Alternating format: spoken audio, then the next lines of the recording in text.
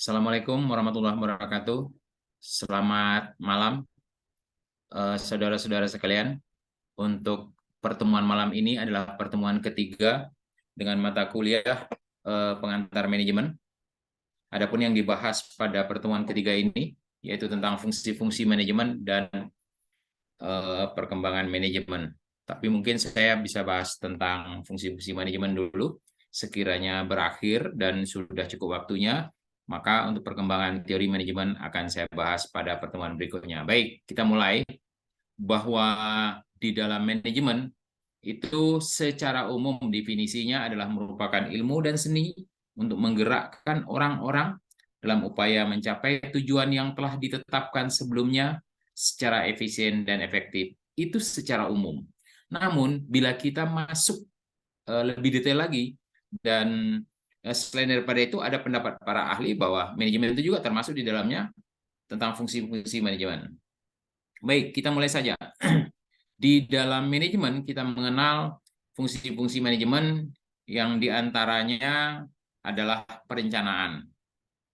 Apa sih sebenarnya perencanaan? Nah, jika itu muncul, maka paling tidak kita bisa menjelaskan.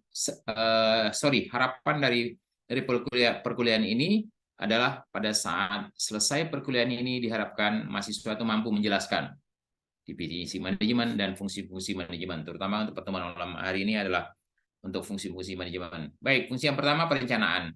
Yang dimaksud dengan perencanaan adalah fungsi seorang manajer, ya, seorang manajer atau pimpinan yang berhubungan dengan memilih tujuan-tujuan.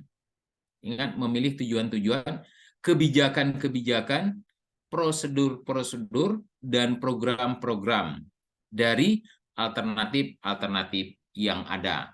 Nah, bila kita melihat bahwa di sini ternyata perencanaan itu harus ada di dalam organisasi. Nah, di dalam definisinya tadi dijelaskan, seorang manajer yang berhubungan dengan memilih tujuan. Artinya, salah satu contoh, pasti kalau perusahaan dia profit oriented. Nah, untuk hal ini katakanlah dia kepengen bikin batu bata. Ini contohnya bikin batu bata. Nah, untuk bikin batu bata dia butuh siapa? Ada orang-orang yang menjadi rekanan kerja, baik dia kepala bidang maupun bawahan. Sehingga kebijakan-kebijakan, prosedur-prosedur, dan program-program, serta alternatif-alternatif yang ada harus dimanfaatkan. Nah, jika diinginkan seperti ini, apa yang harus dilakukan? Apakah untuk pembuatan batu bata ini dibutuhkan alat untuk mencampur semen dengan pasir atau lain-lain sebagai fasilitas pelengkapnya, itu bisa menjadi batu bata. Nah, muncul perencanaan kalau begitu, saya mesti beli alat apa? Nah, salah satu di antaranya, apakah kita mesti membeli molen untuk pencampur semen dengan pasir atau yang lain.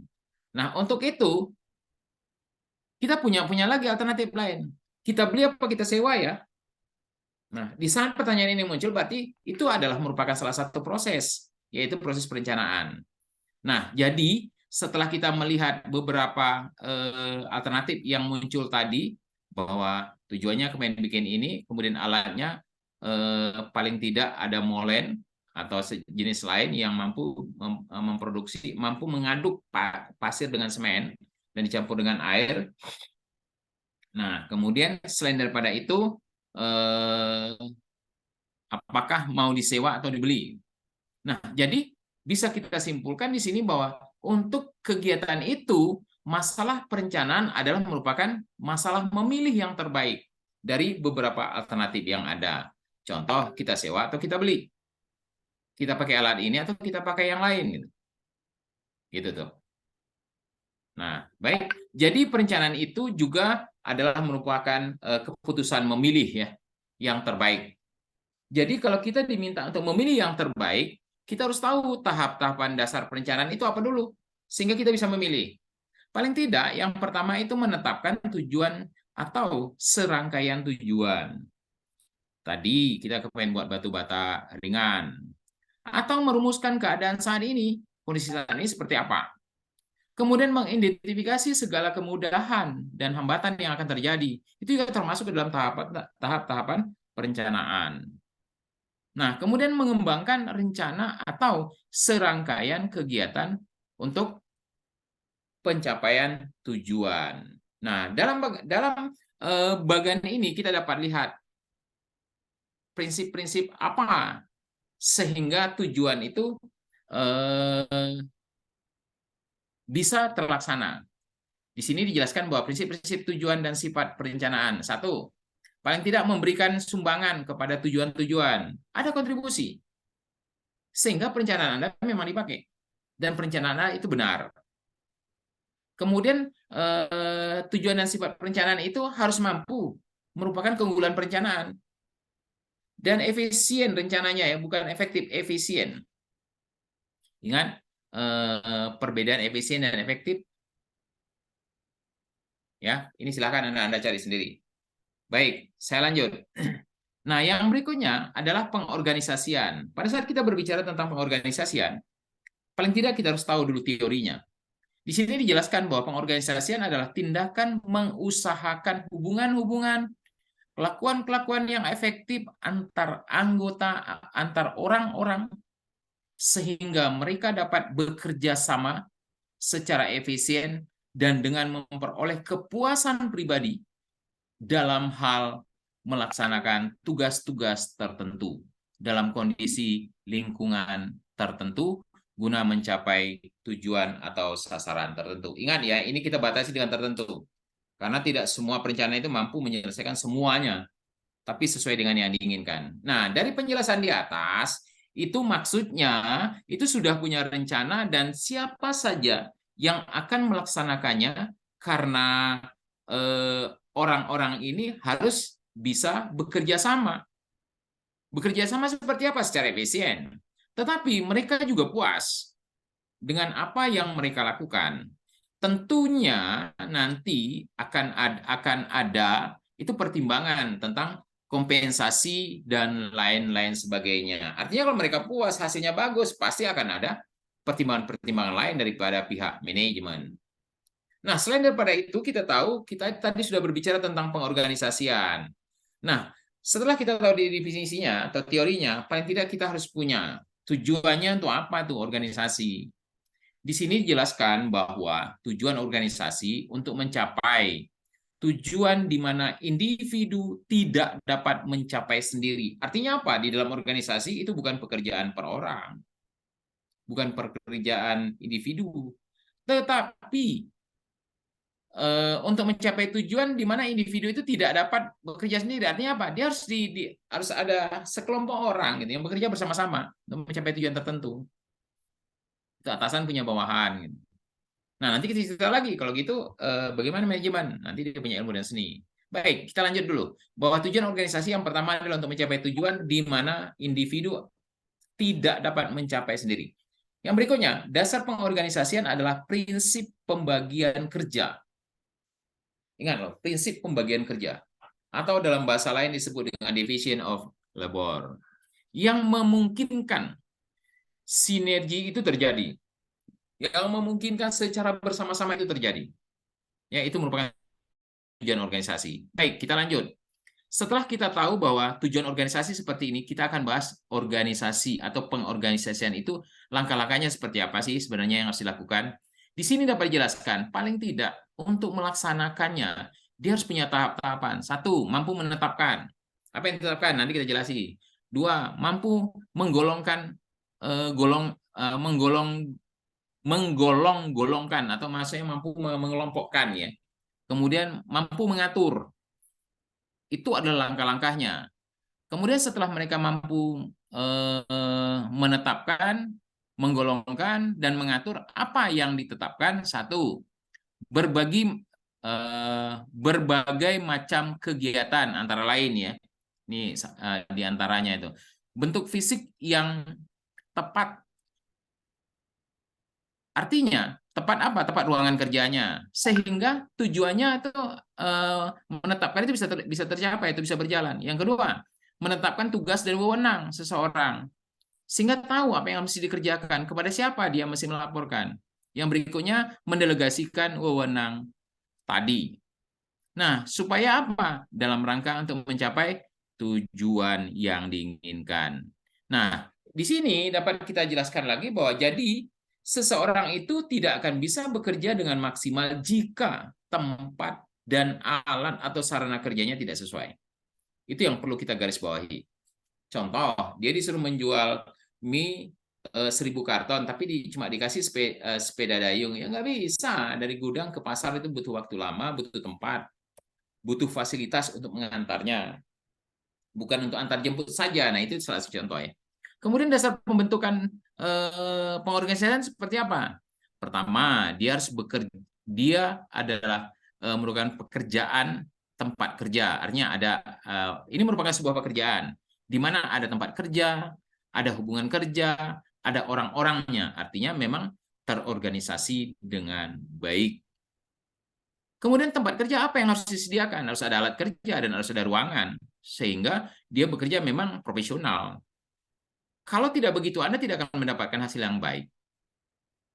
Kemudian hubungan kerja bagaimana? Ada orang, ada pekerjaan, dan ada tempat kerja. Artinya dia bisa berhubungan dengan atasan, dengan bawahan, atau sesama rekan kerja. Selain pada itu, orang-orangnya adalah yang perlu disediakan adalah adanya tempat, kemudian adanya pekerjaan.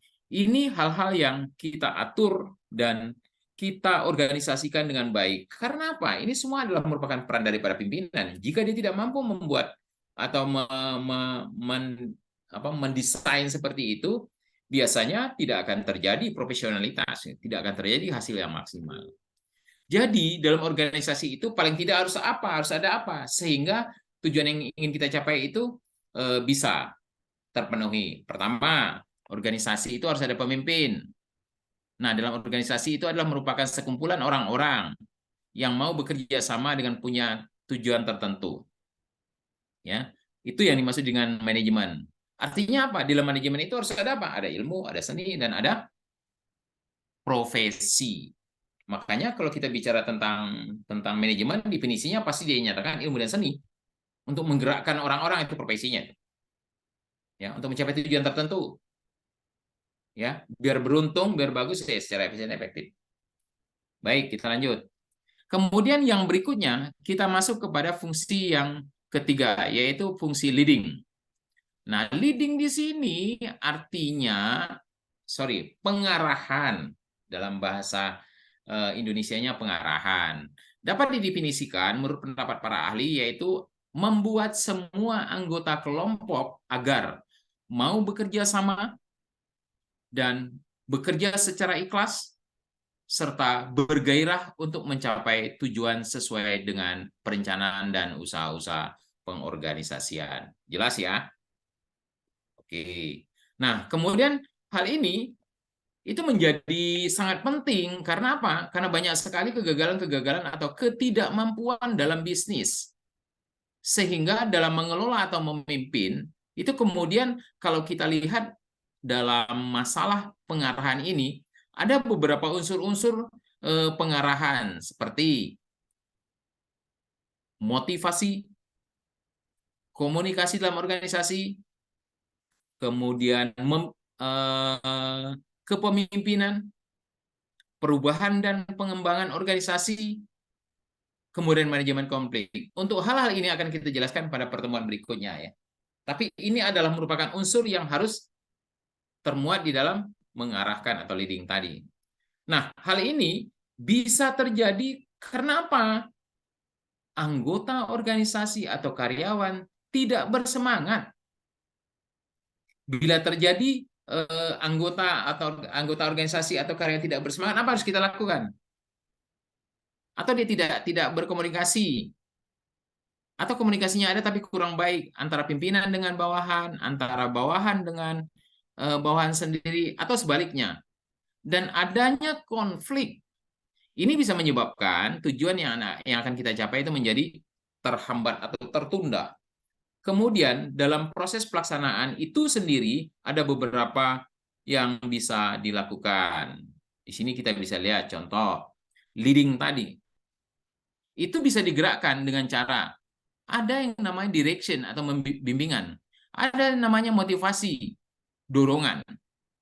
ya, ada namanya influencing.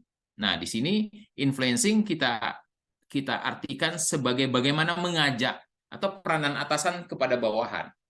Jadi dia bisa dibimbing dulu, diberikan apa, baru dibuat ajakan. Sehingga proses leading tadi, yaitu usaha untuk menjadikan keseluruhan anggota untuk ikut bertekad atau ikut menyatakan dan berupaya dalam rangka mewujudkan tujuan kelompok itu bisa tercapai, ya. Jadi artinya kepemimpinan sebagai proses untuk mempengaruhi tindakan kelompok yang terorganisasi. Untuk apa? Untuk mencapai tujuan dan melaksanakannya secara baik dan benar. Mungkin mereka dalam hal ini adalah susah mengurus orang. Maunya gajinya besar atau naik atau banyak. Tetapi kerjanya tidak jelas. Nah, ini memungkinkan kesalahan dari siapa? Kesalahan dari pimpinan atau kepemimpinan. Sorry, salahnya di kepemimpinan. Jangan disalahkan yang lain. Karena bawahan tetap menyontoh kepada apa yang dilaksanakan oleh pemimpin melalui kepemimpinannya. Atau kegagalan dalam memotivasi. Karena ada banyak ilmu yang bisa kita pelajari sebagai bagaimana memotivasi orang. Jadi, kepemimpinan itu juga merupakan sebuah proses yang mempengaruhi tindakan kelompok yang terorganisasi untuk mencapai tujuan dan menyelesaikannya. Hal ini bisa kita lihat bahwa banyak bisnis gagal. Karena apa? Kepemimpinan dan pemiliknya yang kurang baik. Ya. Nah, kita melihat kalau begini kan, oh atasannya jalan, bawahnya berjalan nih. Berarti kepemimpinnya bagus, maka akan diikuti oleh yang lain-lain. Kemudian yang terakhir, saya akan jelaskan tentang pengendalian atau controlling. Baik, untuk fungsi kontrol atau pengendalian, itu dapat dijelaskan, dapat didefinisikan bahwa merupakan pengukuran dan perbaikan terhadap pelaksanaan kerja bawahan. Supaya apa? Agar rencana-rencana yang telah dibuat untuk mencapai tujuan-tujuan dapat terselenggara. Artinya, pada saat perencanaan itu bagus, maka pengendalian akan bagus. Ingat loh, ini adalah merupakan sebuah sistem. Bagus perencanaan, biasanya bagus pengawasan atau pengendalian. Nah, tahap-tahap pengendalian di sini kita harus bisa menetapkan paling tidak dalam proses pengawasan. Pertama, penetapan standar pelaksanaan, sehingga ada acuan, si bawahan itu bisa melaksanakan karena ada standar. Kemudian penentuan pengukuran pelaksanaan kegiatan, targetnya seperti apa. Kemudian pengukuran pelaksanaan nyata, harusnya seperti apa. Setelah itu, perbandingan pelaksanaan kegiatan dengan standar dan menganalisa penyimpangan-penyimpangan. Tujuannya untuk apa? Evaluasi. Kemudian yang terakhir, pengambilan tindakan koreksi bila diperlukan. Ini ya adalah merupakan tahapan pengawasan. Nah, baik, berikut ini adalah merupakan tahap-tahapan dalam melaksanakan pengendalian atau kontrol. Jadi, kalau kita melihat bagan di bawah ini dia. Nah, kita tahu nih bahwa kontrol atau pengawasan atau pengendalian itu merupakan usaha menentukan apa yang sedang dilaksanakan dengan cara menilai prestasi yang dicapai. Kalau terdapat penyimpangan dari standar yang ditetapkan, maka dia kembali lagi ke atas. Kemudian jika dia sudah memenuhi standar, maka bisa dilanjutkan. Artinya, segera diadakan usaha perbaikan agar prestasi yang dicapai sesuai dengan rencana. Kemudian, pengawasan dilakukan pada semua tingkat manajemen, baik tingkat atasan maupun tingkat bawahan. Untuk tingkat atasan, gunanya pada seluruh bagian perusahaan. Kemudian untuk bawahan, pada unit pimpinan masing-masing. Baik, hal ini dirasa penting karena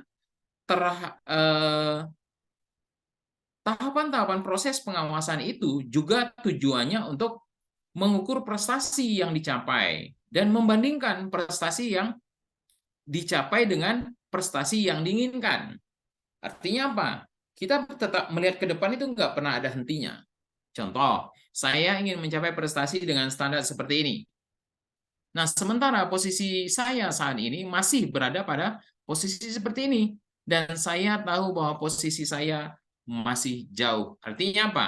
Proses seperti ini adalah ujungnya muncul introspeksi diri, ya. Atau saya bisa membandingkan prestasi usaha saya dengan tahun sebelumnya. Seperti apa? Kalau tidak, katakanlah tidak ada pengendalian atau kontrol, tentu sulit untuk maju. Patokannya apa? Dasarnya apa? Nah, tahapan proses pengawasan itu bisa dilakukan dengan pertama tadi ya, ini adalah merupakan summary, yaitu mengukur prestasi yang dicapai, yang kedua membandingkan prestasi yang dicapai dengan prestasi yang diinginkan atau standar, dan mencari penyimpangannya seperti apa, kemudian memperbaiki penyimpangan. Nah, cara mendapatkan data, namun ini nih pengawasan ini harus punya data, sehingga jelas dia. Nah, caranya gimana? Cara mendapatkan data, boleh pengamatan langsung, boleh laporan lisan, dan boleh laporan tertulis. Kemudian, kegunaannya adalah untuk memperbaiki penyimpangan, dan tidak perlu data untuk mengetahui atau pengawasan ini, karena bagaimana pertama, bisa pengamatan langsung atau observasi. Ingat loh, caranya bisa melakukan pengamatan langsung atau observasi. Makanya sebagai pemimpin, jangan malas untuk turun ke bawah, untuk melihat aktivitas bawahan. Lihatlah keadaan sesungguhnya bisnis Anda itu. Jadi, jangan hanya duduk di belakang meja, tetapi hanya jangan hanya memerintah saja. Tapi kita harus tahu apa yang terjadi di bawah. Dengan cara amati secara langsung, kemudian lakukan komunikasi yang baik dengan anak buah atau bawahan. Mintalah laporan secara tertulis. Ajak mereka bicara. Kemudian kita dengarkan apa saja yang menjadi masukan-masukan. Adalah merupakan hal-hal yang positif. Yang berikutnya, kemudian ada juga laporan tertulis. Nah, laporan tertulis bisa berbentuk laporan keuangan, bisa juga berbentuk laporan kegiatan yang bentuknya tertulis. Jadi laporan itu bisa seperti itu ya, ataupun dalam bentuk lain. Oke, baik, saudara-saudara sekalian, itu yang bisa saya sampaikan pada pertemuan ini. Untuk materinya, bagi yang mau bertanya silakan. Kemudian bila tidak, silakan isi form yang sudah kita sediakan. Baik, untuk pertemuan malam ini saya sudahi sampai di sini. Lebih kurang saya mohon maaf. Saya sudahi dengan wabillahi taufiq wal hidayah. Assalamualaikum warahmatullahi wabarakatuh.